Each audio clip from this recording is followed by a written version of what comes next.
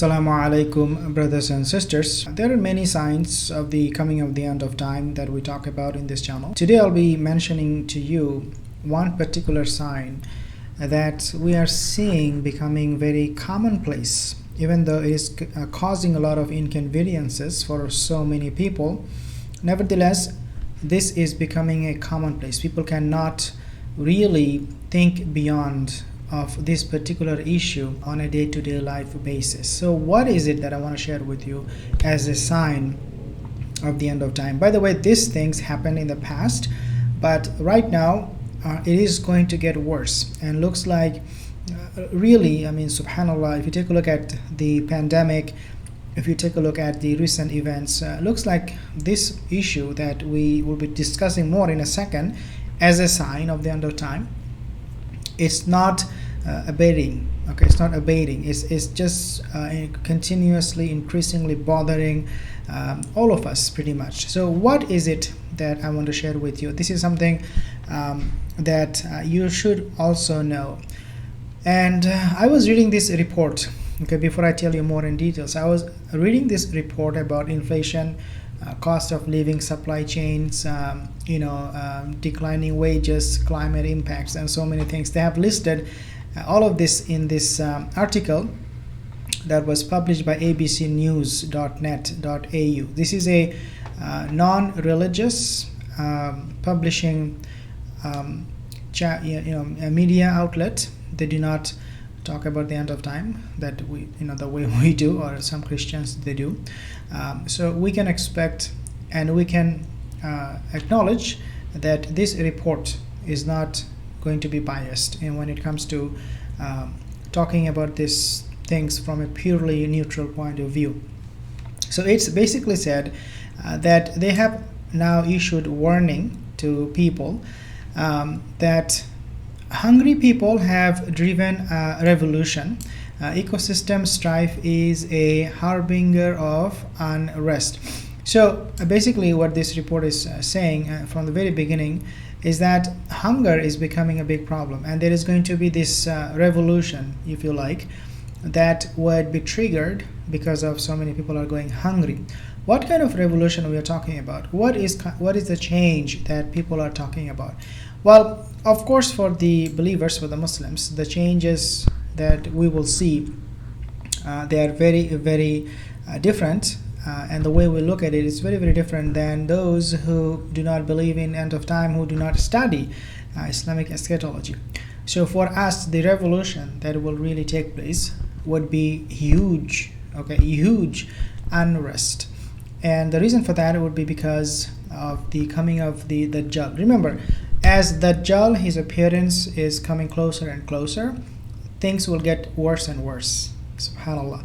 Like, the closer you go to the sun, the more heat you feel, exactly with Dajjal. The closer you go to his time, the more fitan, the more tests and trials and tribulation will come to you. Why? Because Rasulullah said, even when he was alive, he said, he prophesied, do you see? He was talking to a Sahabi. He said, do you see what I see? He said, no. Qala la.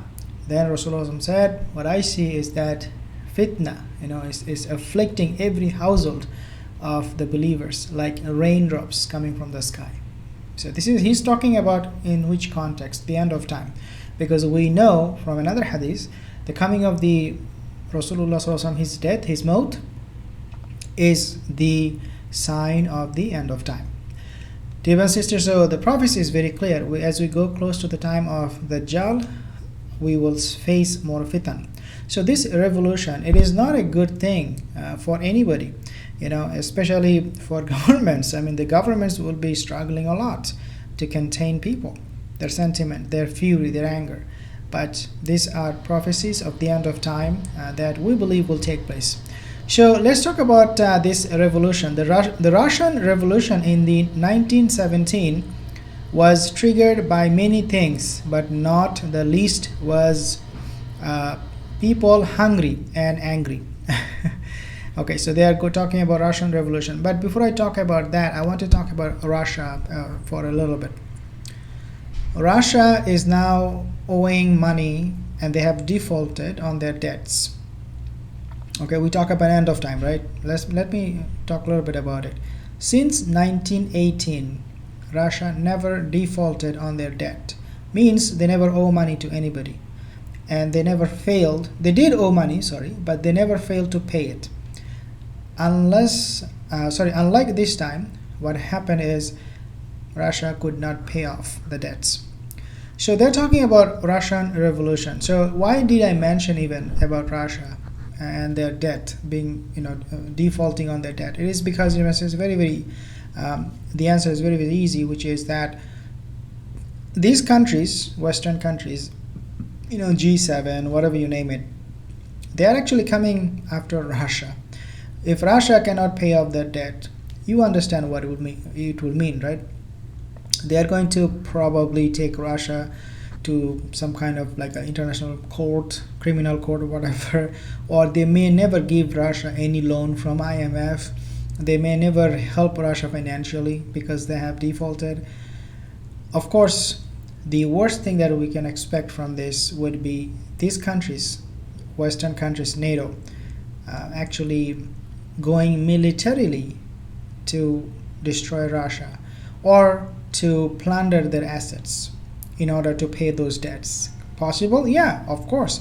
Remember, one of the main reasons for the WW3 that took place was over what? Economy. Hitler, he wanted money, and the German economy, it was in a recession. He wanted to boost the economy. So what he did, he invaded Poland, and that's how really the World War II started. So Russian, revolution, or talking about West, taking action against Russia militarily when Russia cannot pay their debt is a good possibility, even though we do not want that, but it may happen. So interestingly, they are also talking about the Russian Revolution that was triggered by many things, but not the least was people hungry and hangry. Peasants had been conscripted into the army to fight World War I. There was a labor shortage, and that disrupted supply chains. Workers were crippled by runaway inflation. Wow. Living conditions deteriorated. Exactly the same situation we are facing right now that they faced during World War I. As I said, economy, inflation, all of these things, they are one of the main reasons why people go to war, why people think about invading countries. It is one of the main reasons is because of the standard of living when it will go down, and people will not be able to feed themselves or their family members, and they will be at a point where they will come out and revolt against the system, and this revolution will take place. So exactly, dear brothers and sisters, we are living in this exact same time, except that if there is a world war right now instead of World War I, when you did not have all of this nuclear weapon, now if there is another war, it is going to be the end of humanity. It is not going. I don't think there will be any World War V or 6 or 7. Maybe there will be World War IV possible if we survive World War III, but there is not going to be 5 or 6, because by then we'll be all dead. So we are living exactly the same time. The variables that triggered World War I are exactly the same for this situation for WW3 as well. By the time 300-year Romanov dynasty was toppled, the Russian economy had collapsed. The Bolsheviks did not make things any better. Inflation continued to spiral out of control. So again, inflation. This thing is gonna be a killer. Wallahi, like if we see food price is not going down.